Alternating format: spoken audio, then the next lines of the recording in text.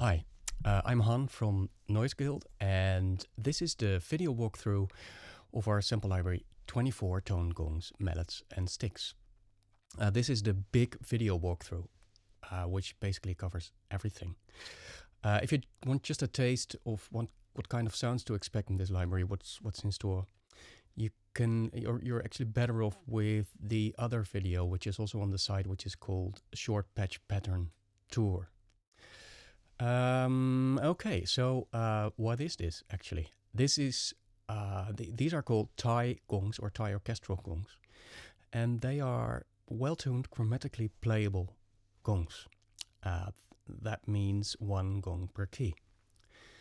So what we did was take 24 of those, from very tiny ones to very big ones, and sample them in an anechoic room, an anechoic chamber, and spread them across the keyboard for you. And then we did our very best and even used some new tricks to make them very playable from the keyboard. So I think this finally turned out to be really a performance instrument. Even the gong machine, which basically plays back predefined patterns, is tightly integrated with your playing. So let's take a look at the interface. On a prominent place in the interface, you can find the integrated browser, with which you can choose patterns, patches, or combinations of the two. But let me remove that. So this is really the main interface, and there are three strike positions which we sampled, which all sound distinctively different. There's a mallet bell hit right in the middle, then there's an off-center hit halfway, and a rim hit. And apart from those, there's a fourth one, which is the drumstick hit, which sounds so different that we also included that. I'll give some short examples now of all four articulations. I will play only the sustained versions of those articulations. This is definitely not all there is, but well, more on that later. The first is the bell hit. This is the most universally usable of the bunch, I think. It sounds quite clean. I will play some stuff now. I'll start on the top of the range and gradually move downwards. Okay, here we go.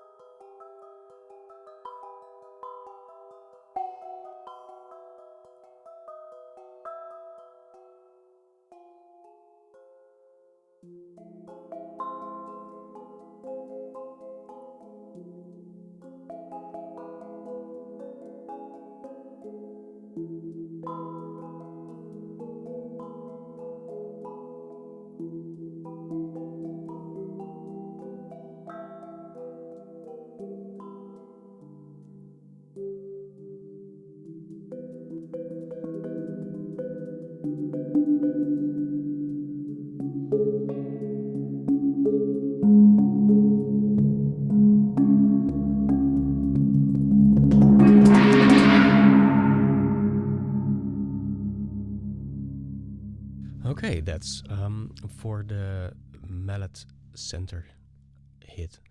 And now we move the mallet position towards the rim, and we get the off-center mallet patch. It's a bit more dissonant and exotic sound than the bell hit. Just let me play some examples, which will work best, I think.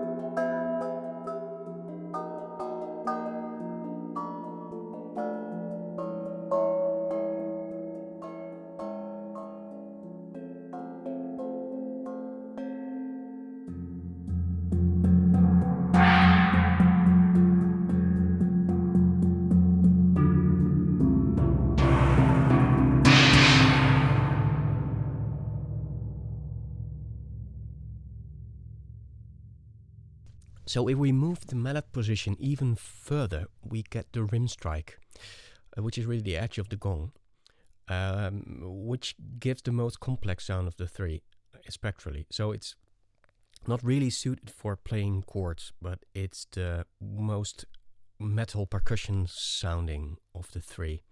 Let me play a quick example. I will use this patch from the gong machine with it, because that really works quite nicely with this articulation. Okay, let me show you.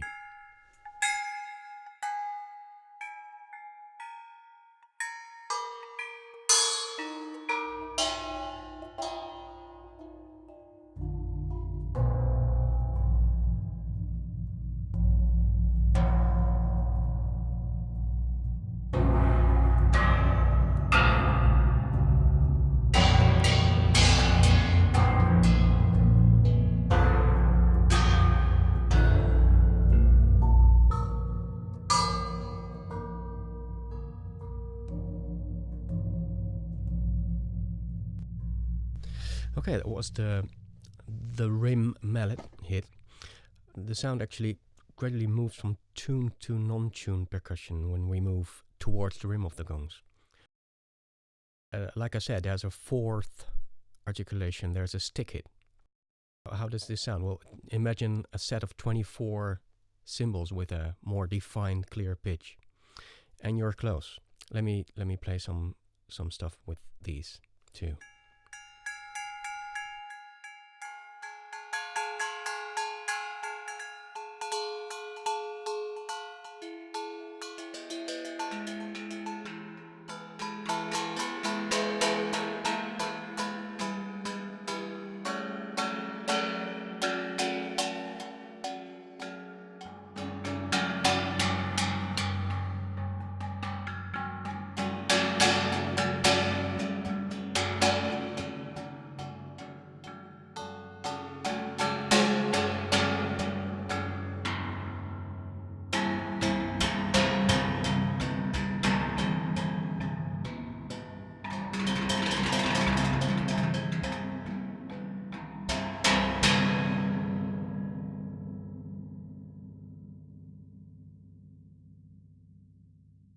Okay, now we move to the second knob on this first page, which is, by the way, strictly about basic performance parameters. We wanted the main interface page to be very clean, so it features just two knobs.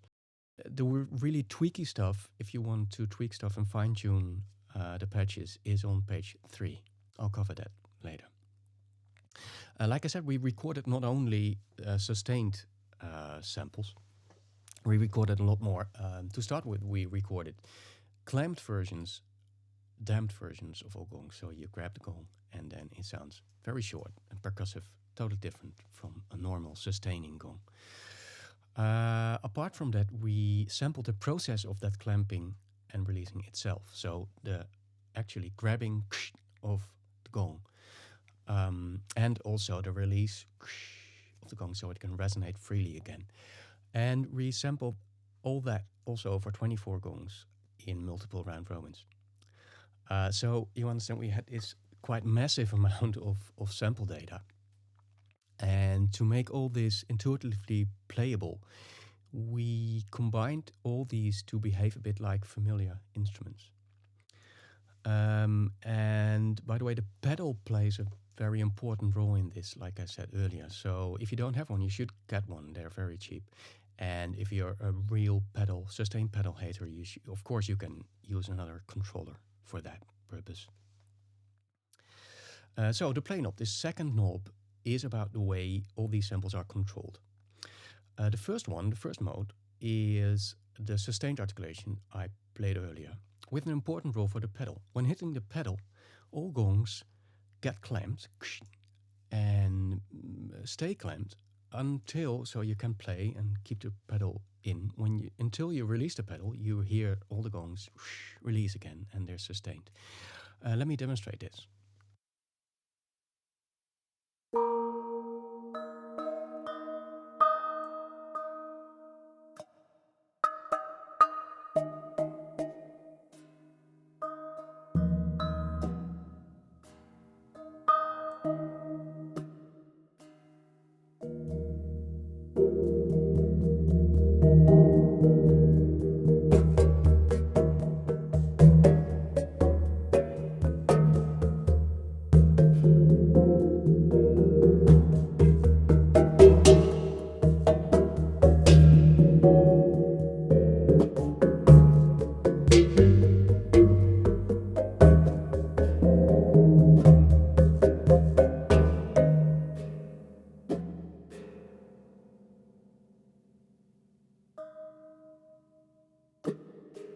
since this is quite similar to hitting an open or a closed hi-hat, we've called this the hi-hat mode. Okay, next are two versions which use key release samples with the sustain gong. The first variation uses the grab samples for this, the actually grabbing of the gong. The second one uses the clamped samples for this. These modes are actually comparable to an instrument like the harpsichord or clavinet, in which both have quite pronounced release sounds. For the average keyboard player, this takes some time getting used to, because normally the timing of the release isn't so important, especially with piano. But you can also use this as a rhythmic accent. It's quite pronounced here. Let me show you.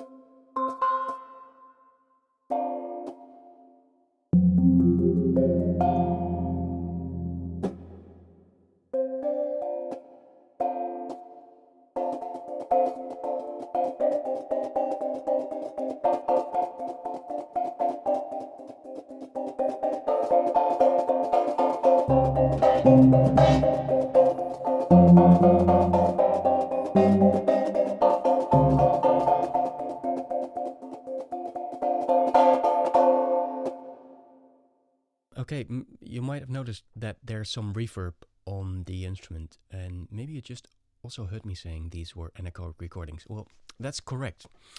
There is some reverb on it from Native Instruments' own reverb plugin, RC48, which is, I think, a fairly common reverb plugin.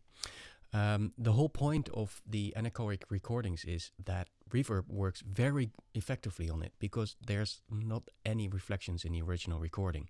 So any reverb you put on it works like a charm.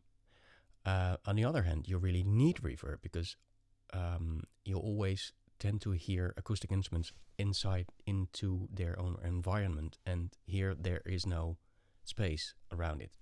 So we put some reverb on it. And I would also like to point out that if you want to use this library, you really need to put some reverb on it.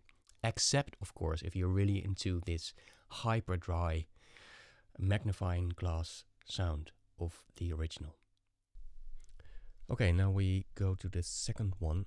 I'll play this one with the stick articulation.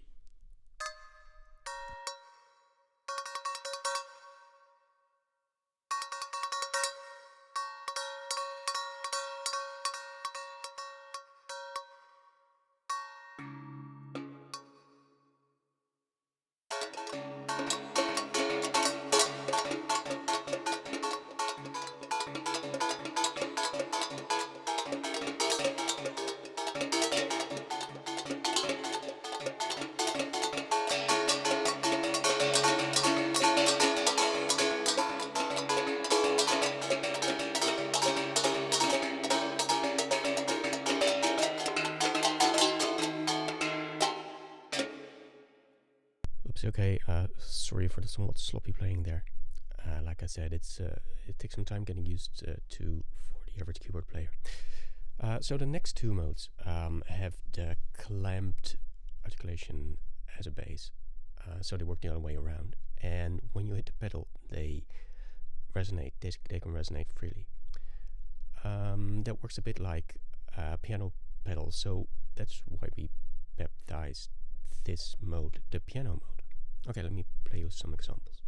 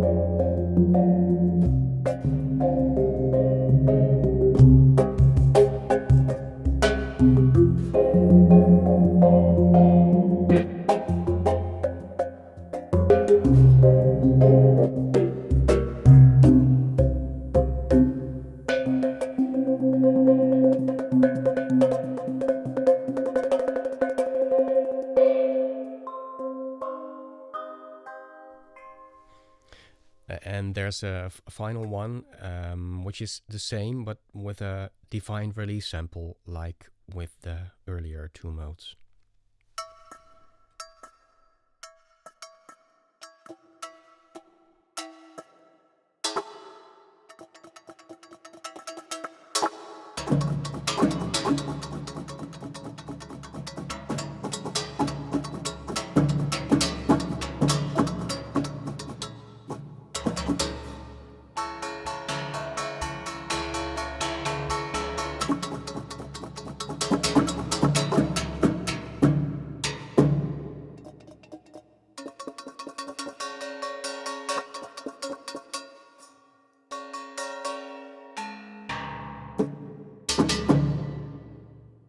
This is the end of the first part of the walkthrough video series. There are two more on the side. One about the edit page and one specifically about the gong machine. And also the aforementioned quick patch pattern tour. Okay, I hope I didn't bore you too much, and thanks for watching. Bye.